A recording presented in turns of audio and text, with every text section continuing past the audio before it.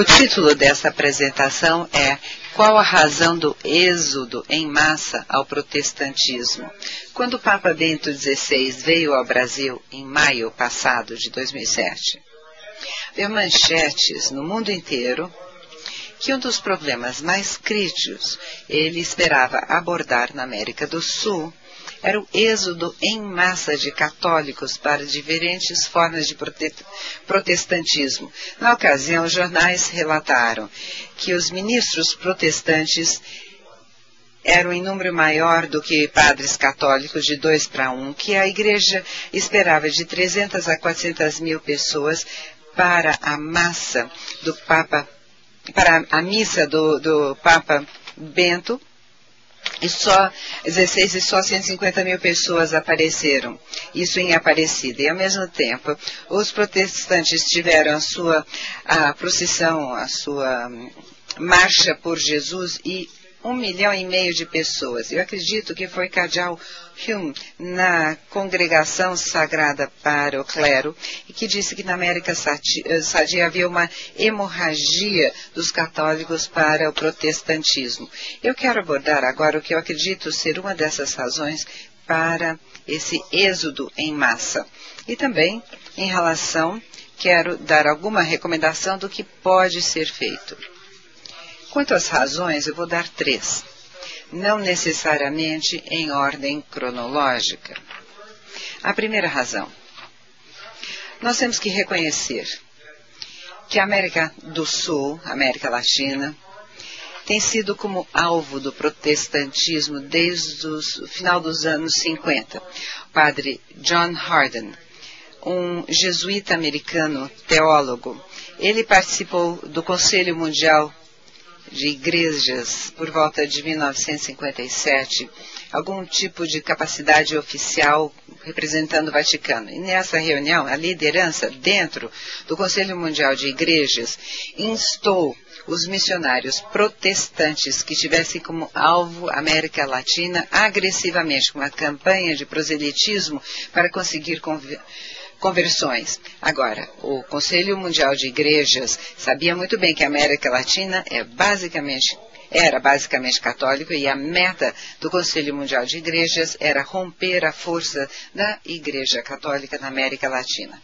A segunda razão, o Sr. Nelson Rockefeller, o multibilionário humanista, ele fez um relatório sobre a América Latina por volta de 69, 1970, e o relatório do Rockefeller alega que na América Latina a Igreja Católica não é um aliado dos Estados Unidos e que nós, portanto, deveríamos estar promovendo vários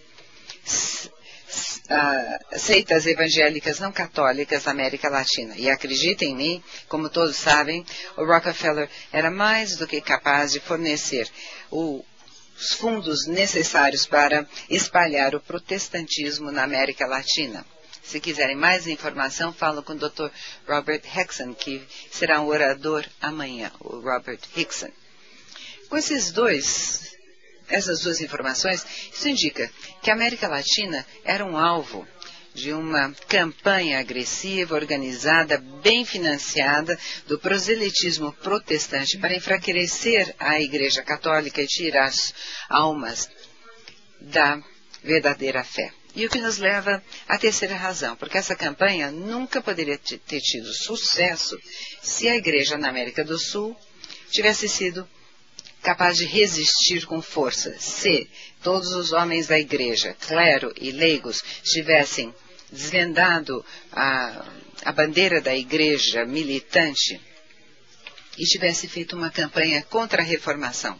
Mas alguma coisa aconteceu que causou que muitos dos nossos fiéis influentes abandonassem o conceito da igreja militante e muitos ficaram envergonhados de engajar numa atividade contra a reforma.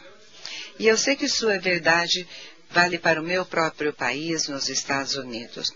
E no evento momentoso que acabou matando a militância católica e deixou a igreja aberta para o protestantismo, predatório foi o novo espírito de ecumenismo que emanou do Conselho Vaticano II. Esse novo espírito de colaboração ecumênica acabou com as proteções católicas contra esses erros do protestantismo e os erros do naturalismo, que por mais bem intencionado que tivesse sido o movimento, esse novo espírito também eliminou os pronunciamentos de anátemas. Nós não queremos nenhuma condenação, mas queremos simplesmente promover os aspectos positivos da fé. Agora, isto é contrário ao Espírito de Cristo. Ele mesmo, sabemos que lendo o Evangelho, Nosso Senhor não somente fez um ou o outro. Ele pronunciou a verdade, o bem da fé católica. Ele disse aos seus apóstolos: ide e ensine todas as nações, batizando-os em nome do Pai, do Filho e do Espírito Santo. Porém, ele também ameaçou anátema. Ele que acredita que estiver batizado será salvo. Quem não acreditar será condenado. O falecido Dr. Romano Amério, um teólogo especialista e assessor do Concílio Vaticano II, um teólogo admirado pelo Papa Bento XVI, ele disse o seguinte a respeito do novo espírito de não condenar o erro. Ele disse: o estabelecimento do princípio da misericórdia em oposição à severidade ignora o fato de que na cabeça da igreja, na mente da igreja, a condenação do erro por si só é um trabalho de misericórdia. Desde que, assinalando erros, aqueles que trabalham neste erro são corrigidos e outros impedidos de caírem nesse erro. Agora, o novo espírito teve um efeito prejudicial na catequese católica, porque desde os anos 60, e como eu disse, sem dúvida isso vale para o meu país, foi considerado ofensivo aos protestantes ensinar que a Igreja Católica é uma verdadeira igreja. E como resultado, uma das primeiras coisas que desapareceu do treinamento dos nossos jovens católicos foi treinamento sólido do católico de que a Igreja Católica é aquela verdadeira estabelecida por nosso Senhor. Como resultado, agora nós temos 2 gerações inteiras de católicos que, na grande maioria, não receberam ensinamento desta verdade. Especialmente nos Estados Unidos, nós temos 2 gerações de seminaristas que não aprenderam essa verdade. E como eu disse, eu falo por experiência. Eu nasci em 1958. Eu, durante 13 anos, frequentei uma escola católica, jardim da infância, primário, 1º grau e 2º grau.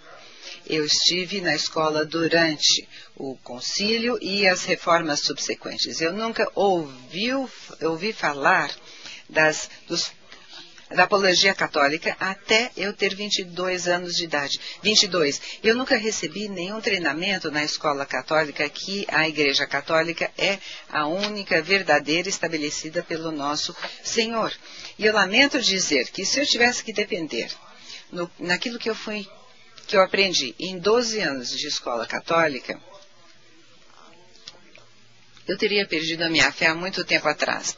Nós recebemos um evangelho social, um evangelho suave, efeminado, que não tinha dentes nem coluna. Não é assim que se atraem os jovens. Eu aprendi a minha fé dos velhos livros que os meus pais tinham na casa e de pesquisa e estudo intensos. E com esse novo espírito, e muitos da igreja não mais se opondo ao protestantismo, não mais ensinando que a Igreja Católica é a igreja verdadeira do Nosso Senhor, sem mais educação e sem treinamento, os nossos leigos ficam sem as defesas que precisam para resistir o que nós sabemos são o progresso agressivo do protestantismo. Agora, como recomendação do que pode ser feito, eu acredito que uma das coisas que precisamos fazer é estabelecer uma campanha forte de ensinamento católico para os leigos que reitera a verdade de maneiras sem